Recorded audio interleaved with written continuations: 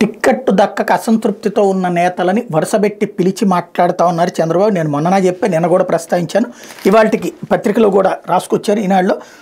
Tenali ticket పొత్తులో బాగా జనసేన కేటాయించగా అక్కడి నుంచి ఆ పార్టీ నాయకులు రాజకీయ వ్యవహారాల కమిటీ చైర్మన్ నాదెళ్ల మనోహర్ పోటీ చేస్తున్నారు. దీంతో తెలుగుదేశం పార్టీ ఇన్ఛార్జిగా తెనాలి తెలుగుదేశం పార్టీ ఇన్ఛార్జిగా ఉన్న మాజీ మంత్రి ఆలపాటి రాజేంద్ర ప్రసాద్ చంద్రబాబు ఆదివారం తన నివాసాన్ని పిలిపించి మాట్లాడారు.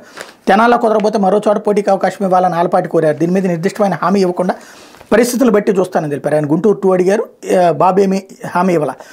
చంద్రబాబుతో సమావేశం సానుకూల వాతావరణం జరిగిందని 2-3 రోజుల్లో మళ్ళీ పిలుస్తానని చెప్పారు. మీడియాకి ఆలపాటి చెప్పారు. తూర్పుగోదావరి జిల్లా రాజానగరం టికెట్ జనసేన కేటాయించింది. అక్కడ పార్టీ ఇన్ఛార్జిగా ఉన్న బొడ్డు వెంకటరమణ చౌదరిని చంద్రబాబు పిలిపించి మాట్లాడారు. బీజేపీతో పొత్తుపై చర్చలు జరుగుతున్నాయని, రాజమహేంద్రవరం లోక్సభ స్థానాన్ని పొత్తులో భాగంగా వాళ్ళకి కేటాయించకపోతే తనకే తొలి ప్రాధాన్యం ఇస్తానన్నారు. అంటే బీజేపీ కనుక రాకపోతే పొత్తుకి నీకు అక్కడ ఇస్తానని చెప్పారు. అనకాపల్లి టికెట్ని జనసేన కేటాయించడం మీద అసంతృప్తి ఉన్న పీలా గోవిందన్ సత్యనారాయణను కూడా చంద్రబాబు పిలిపించారు. ఆయన మాజీ మంత్రి అయిన పాత్రతో కలిసి అధినేత నివాసానికి వచ్చారు. పార్టీ అధికారంలోకి వచ్చాక ఎమ్మెల్సీగా అవకాశం ఇస్తానని ఆయనకు హామీ ఇచ్చారు. జనసేన అభ్యర్థిని గెలిపించి తీసుకొస్తే నీకు ఎమ్మెల్సీ ఇస్తానని చెప్పారు, అంతేగాని డైరెక్ట్ కాదు. అలాగే మాజీ మంత్రి విశాఖ ఉత్తరం మాజీ ఎమ్మెల్యే గంటా శ్రీనివాసరావు ఎక్కడి నుంచి పోటీ చేస్తారన్నది అయితే స్పష్టత రాలేదు. ఆయన సాయంత్రం చంద్రబాబుతో భేటీ అయ్యారు. విజయనగరం జిల్లాలో చీపురుపల్లి నుంచి పోటీ చేయాల్సిన గంటాకు ఆయన సూచించారు.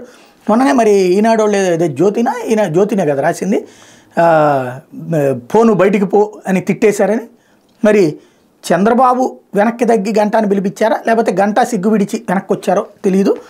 విజయనగరం జిల్లాలో చీపురుపల్లి నుంచి పోటీ చేయాల్సిన గంటాకు ఆయన సూచించారు. అక్కడ తెలుగుదేశం పార్టీ గెలవాల్సిన అవసరాన్ని సుదీర్ఘంగా వివరించారు. తాను భీమిలి నుంచి పోటీకి ఆసక్తిగా ఉన్నట్టు గంటా చెప్పారు. చర్చలు అసంపూర్తిగా ముగిసినాయి.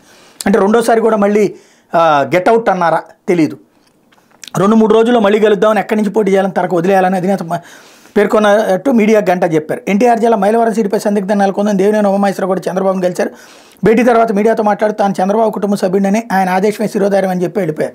ఎందుకంటే అక్కడ వసంత కృష్ణ ప్రసాద్కి ఇవ్వబోతున్నారు అన్నటువంటిది తేలిపోయింది కాబట్టి ఏ ఎమ్మెల్సీనో ఇస్తానని ఉంటారు. బయటికి వెళ్ళిపోయినట్టు పక్కన వైసీపీ తీసుకునే పరిస్థితులు ఆయన లేదు. విశాఖ దక్షిణ సీటుకి జనసేన ఆశిస్తున్నట్టు ప్రచారం జరుగుతున్నా అక్కడ తెలుగుదేశం పార్టీ ఇన్ఛార్జి గండి బాబ్జీ కూడా అధినేతను కలిశారు. చర్చలు సానుకూలంగా జరిగాయని, తనకు పని చేసుకోవాలని చెప్పారని భేటీ అనంతరం బాబ్జీ చెప్పారు. ఆల్రెడీ వాళ్ళకి ఇచ్చేసినటువంటి సీట్లో ఈయన పని చేసుకోవాలని చెప్పారట. ఇప్పుడు విజయనగరం జిల్లాలో తెలుగుదేశం పార్టీ టికెట్లు దక్కని నాయకులు అసంతృప్తులు చల్లారలేదు.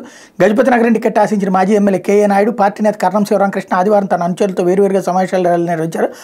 పార్టీ పదవులకు రాజీనామా చేస్తున్నట్టు ప్రకటించారు. నెల్లిమర్ల స్థానాన్ని జనసేన కేటాయించి అక్కడ తెలుగుదేశం పార్టీ ఇన్ఛార్జి కర్రోతు బంగారాజు అనుచరులు నిరసన తెలిపారు. బంగారాజు రేపమాప చంద్రబాబును కలవనున్నారు. పార్వతీపురం మన్యం జిల్లా సాలూరు టికెట్ గుమ్మడి సంజయారానికి కేటాయించడంపై ఆమె వ్యతిరేక వర్గంలో అసమ్మతి రేగింది.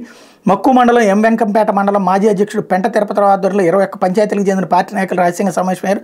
త్వరలో విస్తృత సమావేశం ఏర్పాటు చేసి భవిష్యత్ కార్యాచరణ ప్రకటించాలని నిర్ణయించినట్టు తెలిసింది. వీళ్ళు కూడా పొద్దున దాన్ని ఏమంటారు, రెబల్స్ గానో లేకపోతే కనుక ఇండిపెండెంట్స్ గానో పోటీ చేస్తారు. అప్పుడు తెలుగుదేశం పార్టీ మళ్ళీ వీళ్ళకి బీఫారాలు ఇచ్చేస్తుంది నిశ్శబ్దంగా. గతంలో బీజేపీకి 13 ఇచ్చి ఆ 13లో 3 చోట్ల బీఫారాలు ఇచ్చేసి ఫ్రెండ్లీ పోటీ అని ఆ తర్వాత చెప్పింది. అట్లాంటిది ఏదైనా జరిగినా ఆశ్చర్యపోనక్కర్లేదు.